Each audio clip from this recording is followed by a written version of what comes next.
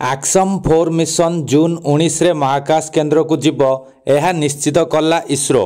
ଆସନ୍ତୁ ଜାଣିବା ଏହାର ସର୍ଭିସେସ ଖବର ବିଷୟରେ।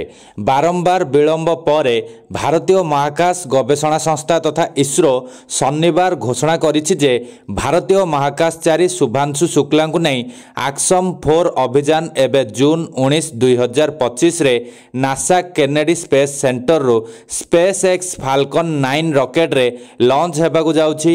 केंद्र विज्ञान और प्रजुक्ति विद्या राष्ट्रमंत्री डॉक्टर जितेंद्र सिंह कहते भारतीय महाकाशचारी शुभांशु शुक्ला को आंतर्जातीय महाकाश केन्द्र को नहीं जाउथबा आक्सम 4 मिशन रो उत्क्षेपण तारीख वर्तमान जून 19, 2025 को घुंचाई दिया जाइछि।